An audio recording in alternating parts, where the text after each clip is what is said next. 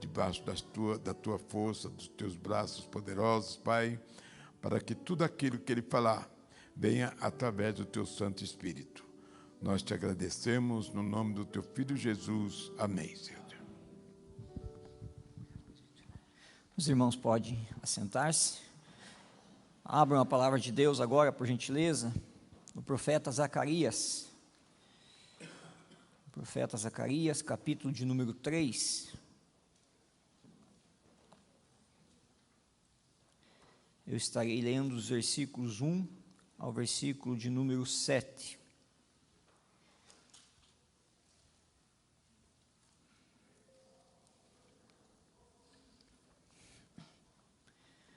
Profeta Zacarias, capítulo de número 3, versículos 1 a 7.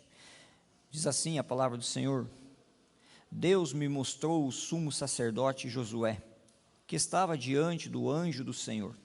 Mostrou também Satanás, que estava à direita de Josué para o acusar. Mas o Senhor disse a Satanás: que o Senhor o repreenda, Satanás. Sim, que o Senhor, que escolheu Jerusalém, o repreenda. Não é este um toco de lenha tirado do fogo? Ora, Josué estava diante do anjo vestido com roupas muito sujas. O anjo tomou a palavra e disse aos que estavam diante dele: tirem as roupas sujas que ele está usando. E a Josué ele disse: eis que tirei de você a sua iniquidade, e agora o vestirei com roupas finas. Então eu disse: ponham um turbante limpo na cabeça dele. Puseram um turbante limpo na cabeça dele e o vestiram na presença do anjo do Senhor, que disse a Josué: assim diz o Senhor dos exércitos: se você andar nos meus caminhos e observar os meus preceitos, você julgará o meu templo e guardará os meus atos. Eu lhe darei livre acesso entre estes que aqui se encontram. Feche seus olhos, vamos orar. Pai bondoso, em nome de Jesus, sua palavra ela foi aberta, lida e observada por todos, e o que pedimos ao Senhor nesse tempo é que o Senhor nos abençoe, ministrando aos nossos corações. Nos abençoa, ó Deus, em nome de Jesus. Amém. Provavelmente, eu espero que não, mas provavelmente você já passou por essa situação. Ao visitar um lugar muito bonito, um lugar que te traz lembranças da infância, mas ao visitá-lo muito tempo depois, quando você chegou nesse local, você encontrou outra realidade. Aquele lugar então que te trazia sentimentos positivos ao coração, que ativavam a sua memória de forma positiva, mas naquele momento que você o visita novamente, após anos, você o encontra de uma forma totalmente diferente, feia, destruída, abandonada. Não sei se você já passou por essa situação ou não, mas por que eu estou trazendo essa ideia, essa ilustração para a sua vida nesse momento? Porque o povo de Israel, o povo de Deus, teve um momento também de terra arrasada, um momento de dificuldade muito grande que marcou o povo. E não sei se você lembra, mas você que conhece um pouquinho já da história do povo de Israel, a divisão entre Reino do Norte e Reino do Sul, posteriormente levou ao enfraquecimento do povo que se dividiu, e por se dividir então passou por dificuldades, invasões, e o Reino do Norte então foi destruído pela Assíria, e posteriormente então o Reino do Sul, de uma forma mais específica, Judá, no ano de 605 a.C., passou por uma dificuldade grande, a invasão da Babilônia, e ao ser invadido pela Babilônia, passou a ser escrava daquele novo império, daquele novo governo, E não foi apenas uma invasão, mas também foram outras incursões contra Judá, contra a capital Jerusalém, 597, 586. E todas essas situações levaram então o povo de Israel, o povo de Deus, a dificuldades extremas. Só que na terceira deportação, 586, ela foi mais violenta, ela foi muito prejudicial à capital, Jerusalém, mas muito prejudicial principalmente à questão religiosa do povo.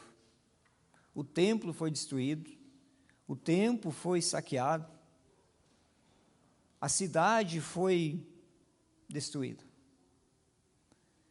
E nesse momento, então, o povo está numa situação de muita dificuldade, numa situação de terra arrasada.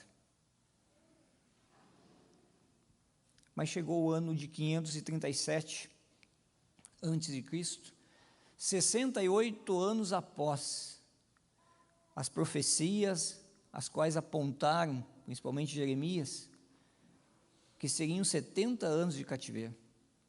Mas 68 anos depois, no ano 537 a.C., Deus levanta um homem chamado Ciro, agora imperador da Pérsia, e ele então permite que aqueles que foram levados cativos para a Babilônia voltem para Jerusalém. E assim eles voltam, mas ao voltarem para Jerusalém, o que eles encontram? A cidade destruída, a cidade abandonada, a cidade numa situação muito precária, uma visão de uma terra totalmente terrível, feia. Aquilo que eles tinham em mente, então, do que era Jerusalém antes, agora, ao chegarem, ao olharem, ao perceberem, eles encontram outra coisa. Contudo, a relação dos judeus com Jerusalém, o povo de Judá com Jerusalém, é forte, porque ali, então, está o templo do Senhor, mesmo destruído, ali está a questão da fidelidade do Deus para com a casa de Davi, como nós lemos no Salmo de número 89, eles alimentavam o coração ainda com a questão da reconstrução daquele local. Todavia, eles chegam, eles têm até um esforço inicial de uma reconstrução, mas isso não acontece, o desânimo bate, pega eles, e eles abandonam. Eles passam a cuidar da própria vida, a reconstruir suas casas, a pensar na economia, a cuidar de si, a cuidar dos seus, a cuidar do seu patrimônio, a cuidar daquilo que envolvia a terra nas questões de sustentabilidade, mas se esquecem do templo do Senhor. E é exatamente nesse período que surge Zacarias, 520 a.C. E Zacarias, então, profetiza contra essa situação a qual o povo estava enfrentando, o desânimo, a dificuldade, a questão de esquecerem da casa do Senhor, do templo do Senhor. Joel, até mesmo, outro profeta, nesse mesmo momento, ele vai chamar a atenção para essa questão, como que vocês podem esquecer do templo, da casa do Senhor, como que vocês podem cuidar da casa de vocês, como que a casa de vocês pode estar bela, bonita, enquanto o templo do Senhor está em ruína. Há uma chamada de atenção, e Zacarias, então, no capítulo de número 3, chama a atenção do povo para uma restauração. Restauração. Aqui eu gostaria de diferenciar algumas questões. Primeiro, que restauração não é conserto. Conserto é corrigir um defeito específico para que algo volte a funcionar. Ou seja, nós podemos pegar uma cadeira, trocar o seu assento, que estava danificado, colocar outro, e aquela cadeira então passa a sua função. Restauração também está muito longe de gambiarra, né, meus irmãos? Gambiarra é uma solução improvisada, rápida, provisória, para resolver um problema imediato. Restauração é o contrário de tudo isso. É recompor, devolver algo à sua condição apropriada, preservando a sua identidade. O nosso Deus não é um Deus que conserta, não é um Deus que faz uma gambiarra nas nossas vidas. Ele é um Deus que restaura, um Deus que devolve a nós a nossa condição, a qual Ele mesmo planejou antes da fundação do mundo. E Zacarias foi levantado exatamente para dizer isso, ajudar. Quando vocês se voltarem para Deus, Deus vai restaurar a sorte de vocês, tanto que no próprio início do livro, no capítulo de número 1, versículo de número 3, essa é a atenção do livro, a chamada de atenção, porque ali vai dizer o seguinte: portanto, diga-lhes, assim diz o Senhor dos Exércitos, voltem para mim, diz o Senhor dos Exércitos, e eu voltarei para vocês. Essa é a questão. Zacarias está chamando o povo à restauração. Zacarias está chamando a atenção do povo para aquilo que eles necessitavam, que era a restauração da vida com Deus. Os 70 anos na Babilônia, debaixo da escravidão, no exílio, não foi porque o povo não cuidou bem da vida, ou porque o povo tomou algumas decisões erradas com relação à família, com relação à economia, com relação à política da nação de Israel. Não, o povo foi levado ao cativeiro porque, na realidade, ele desobedeceu a Deus. E ao desobedecer a Deus, Deus então os puniu, os levando para o cativeiro. A questão é que o cativeiro foi resultado de uma vida distante de Deus, e não de uma vida próxima de Deus. Então Zacarias novamente está chamando a atenção: vocês não podem somente voltar para Jerusalém, vocês não podem somente cuidar da vida de vocês, vocês não podem somente estruturar as questões familiares, de propriedade e assim por diante. O que vocês precisam é se voltar para Deus. É exatamente isso que no capítulo de número 3, essa visão noturna vai nos trazer essa lição, que Deus está interessado em primeiro plano, restaurar a condição espiritual do seu povo.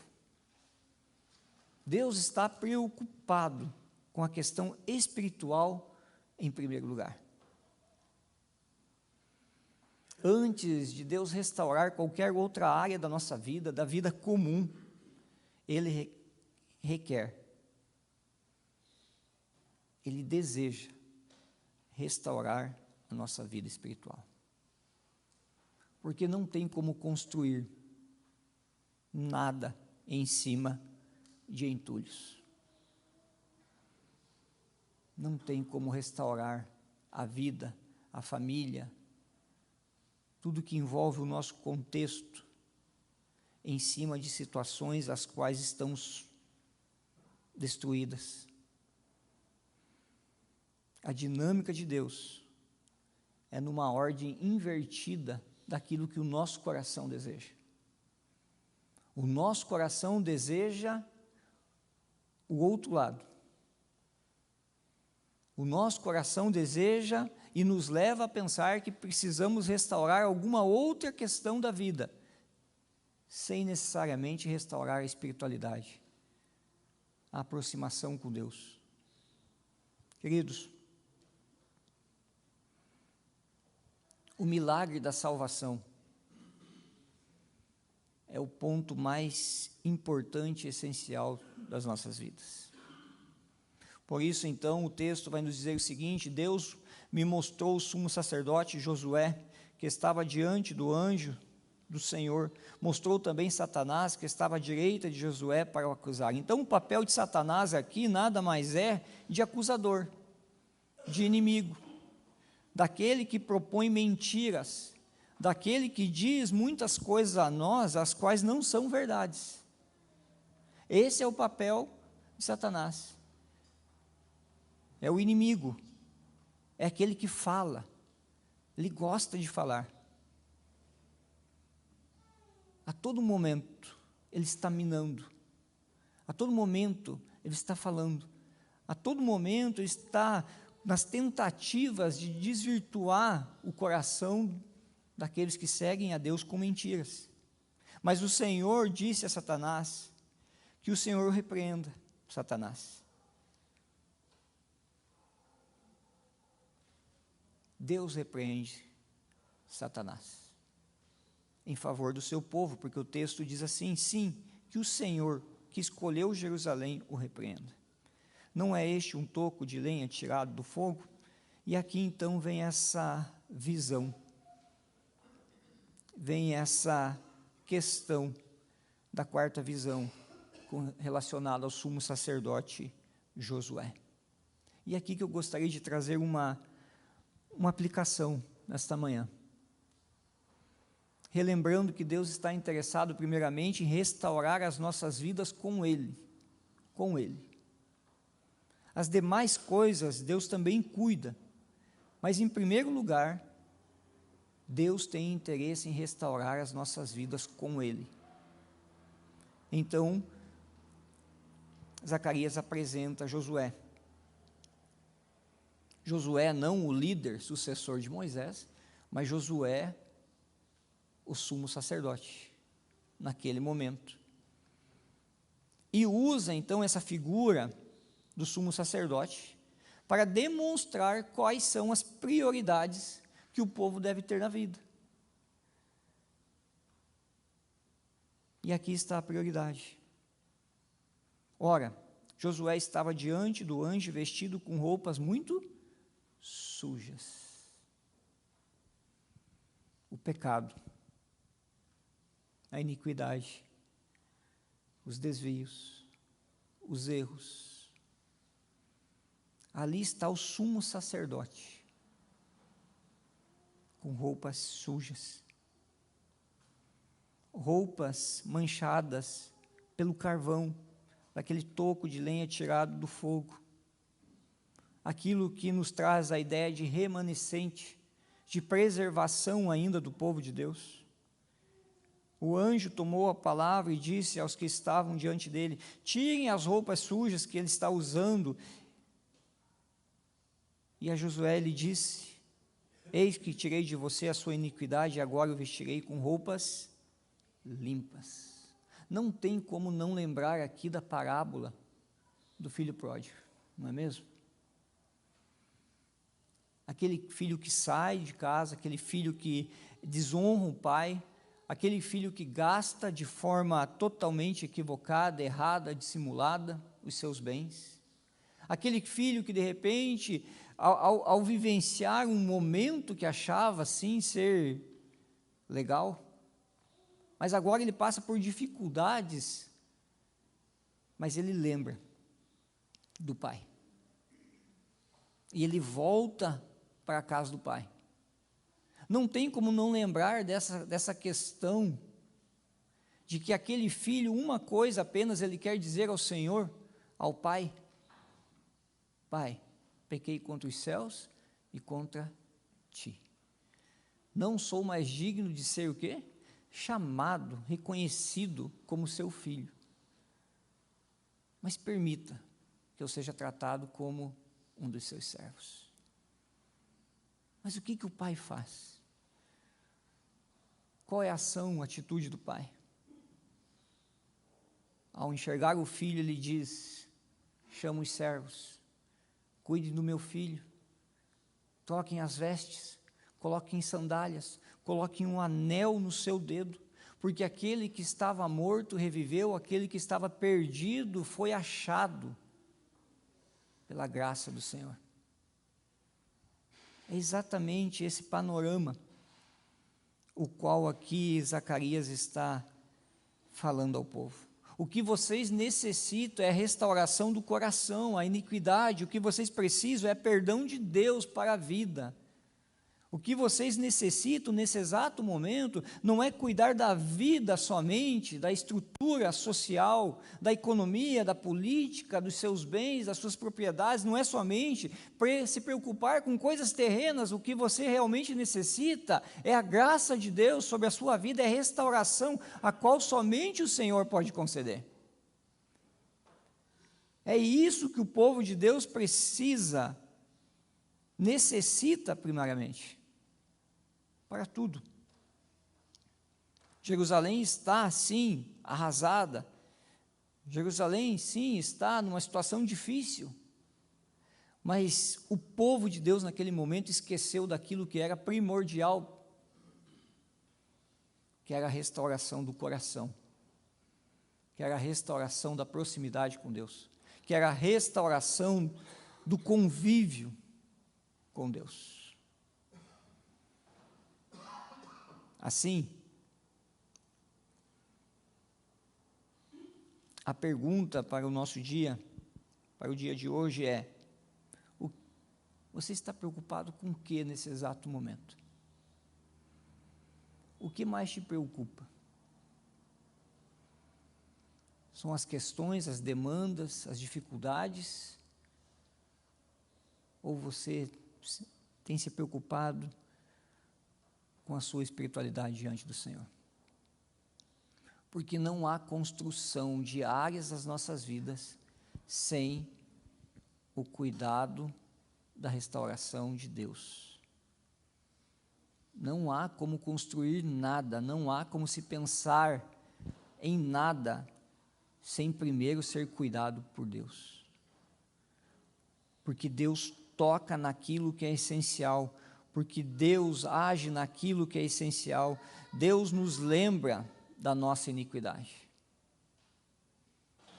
Isso para o casamento, isso para questões financeiras, isso para a família, isso para os relacionamentos, isso para nosso exercício ministerial de liderança. Tudo envolve esta questão. Tirem as roupas sujas que ele está usando. Coloque nele agora roupas novas, limpas, põe um turbante limpo, a autoridade de Deus sobre a vida. Assim diz o Senhor, versículo de número 7, se você andar nos meus caminhos e observar os meus preceitos, você julgará o meu templo e guardará os meus atos. Eu lhe darei livre acesso entre estes que aqui se encontram. Novamente, uma chamada de Deus para a questão de observarmos os mandamentos do Senhor. Queridos, Deus quer tratar a razão das nossas dificuldades. Deus quer tocar naquilo que é a causa das nossas dificuldades, que é o pecado. Não tem como construir nada sem experimentar primeiramente a restauração de Deus, sem experimentar primeiramente o perdão de Deus. Porque tudo aquilo que eu ou você venhamos a pensar, estruturar, planejar, desenvolver, sem tratar a causa, não haverá mudança. Não haverá mudança. Portanto, que Deus traga essa reflexão ao seu coração nesta manhã. E que você olhe para a situação a qual você está vivenciando de dificuldade, mas que você olhe pelo viés, pela direção de que você necessita tratar a causa, o pecado. E assim você desfrutará da graça de Deus, do cuidado de Deus, do extraordinário de Deus, da mudança que Deus somente pode realizar. A segunda parte do livro de Zacarias, depois do capítulo de número 6, vai falar sobre a reestruturação social de Jerusalém. E mais para o fim do livro ainda, nós vamos encontrar Zacarias dizendo que Deus iria restituir toda a beleza daquela cidade, e que aquele povo voltaria a desfrutar novamente do templo do Senhor, do cuidado de Deus sobre a vida deles. Que assim seja também as nossas vidas, que possamos sim desfrutar do cuidado de Deus nas áreas as quais nós estamos nesse momento passando por dificuldade, mas nós precisamos olhar para a causa, para o pecado, e pedir perdão ao Senhor, e desfrutar da graça dEle primeiramente. Hoje, diante da mesa do Senhor, nós somos chamados a não consertar algo somente, a não olhar para Deus como alguém que faz uma gambiarra em determinado momento e que nos ajuda. Não, nós somos chamados à restauração. A mesa do Senhor nos convida a restaurar as nossas vidas diante do Senhor, a renovar, a fortalecer, a revigorar as nossas vidas. Por isso, então, quero convidar meus irmãos presbíteros que se coloquem à frente. Nós vamos passar para o tempo da ministração da mesa do Senhor.